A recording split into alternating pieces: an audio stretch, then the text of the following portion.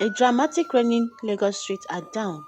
A poor young African woman in a white cleaner's uniform, walking barefooted, holding her shoes while a luxury black SUV speeds through muddy water towards her. Dark storm cloud above create a tense atmosphere. In the bustling city of Lagos, life moved fast. The roads were always filled with cars, buses, and people chasing their daily hustle. Among the many faces of the city was Amaka, a young woman in her early 20s. She was a cleaner at a large corporate office. Every morning, Amaka left her tiny one-room apartment in the slums before the sun rose. She carried her cleaning tools in an old nylon bag, walking through dusty roads to catch the first bus into town. She had no fancy clothes, no jewelry, no luxury, just her determination to work hard, survive, and support her ailing mother in the village.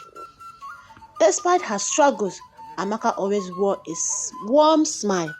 Her co-workers loved her humility, but many outsiders looked down on her because of her job. Still, Amaka kept her head high and whispered to herself, "One day, my story will change." One rainy morning, the cloud poured heavily, flooding the streets. Amaka had finished her shift and was heading home, carefully holding her worn-out shoes to avoid them being ruined by the mud. She walked barefoot, stepping gently through the puddles. Just then, a sleek black Range Rover approached at high speed. The tinted window reflected the city lights, and people quickly moved aside, whispering, "That's Madam Ifeoma's car." Madam Ifeoma was known throughout the area. She was rich, flamboyant, and arrogant. She wore diamonds to the market and traveled with bodyguards. People feared her sharp tongue as much as they envied her wealth. Amaka, tired from work, didn't notice the car until it was too late. With a sharp turn, the Range Rover splashed a thick wave of muddy water straight onto Amaka's face and clothes. The crowd gasped. Amaka froze, dripping with mud. Her white uniform turned brown, her hair sticky, her dignity shaking.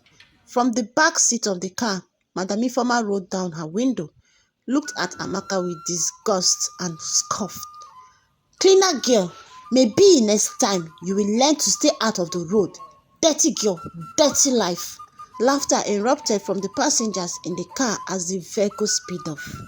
Amaka's eye welled with tears. She wanted to scream, but her voice shook.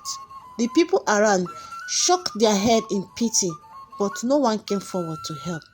Amaka bent down, picked up her bag, and quietly walked away, her heart heavy. What she didn't know was that someone important had been watching. Standing under the shelter of a nearby building was Chief Obinna Williams. Standing under the shelter of a nearby building was Chief Obinna Williams, one of the most influential billionaires in the country. He had just returned from a trip abroad, was visiting the area quietly, dressed simple without his usual entourage. Chief Obinna had built a fortune in real estate and oil, but unlike Madam Ifeoma, he was known for his humility and kindness. He believed wealth meant nothing if it didn't touch lives. When he saw what happened to Amaka, his heart ached. He noticed her silence, not a word of insult, not a cry of anger, just quiet dignity. Chief Obinna called one of his assistants. "Find out what that young woman is. Find out who that young woman is," he ordered. That evening, Amaka reached home, drenched in mud. Her little neighbors laughed at her, but her heart was too broken to care. She scrubbed her clothes, washed her hair, and sat silently in the room. She whispered, "God, is this my destiny? To be mocked forever? To be treated like nothing?"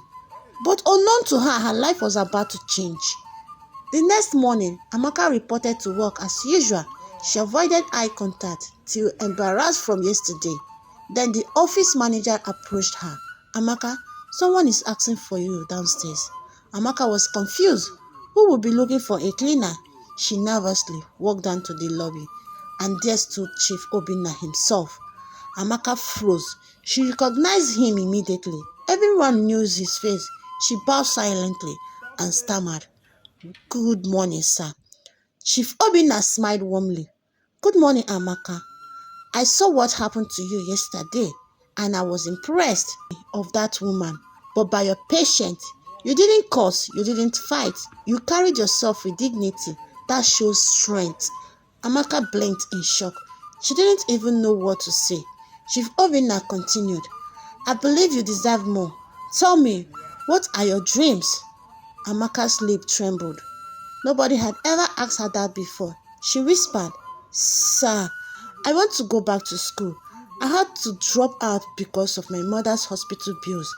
I just want to make something of my life. Chief Obinna smiled. Then consider it done. From today, you are no longer just a cleaner.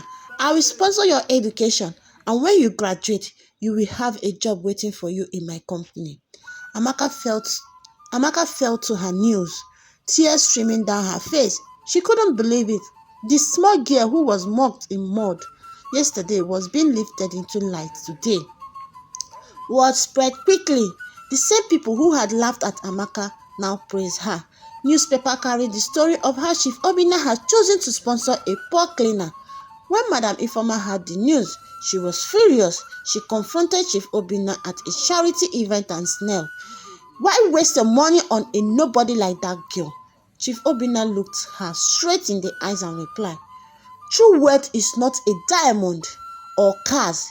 It is in how many lives you touch. Yesterday, you splashed mud on her body. Today, I will make sure the world seals the gold in her soul. The crowd erupted in applause. Madam Ifeoma left in shame, her pride broken. Months passed and Amaka's life transformed.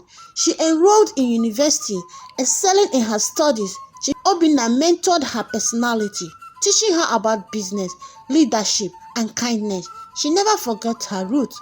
Even as she rose, she visited her old workplace, encouraging the cleaners and workers to keep faith. Years later, Amaka became the managing director of one of Chief Obinna's companies. Her story inspired thousands of youth across the country, proof that no one's present condition defines their future. Moral lesson of the story: wealth without humility is emptiness. Pride can humiliate, but kindness restore. Never look down on anyone because the person you mock today might rise above you tomorrow. Amaka's journey teaches us. Stay humble in riches, stay strong in trial, and remember, someone powerful may be watching your story, ready to change your destiny. The end.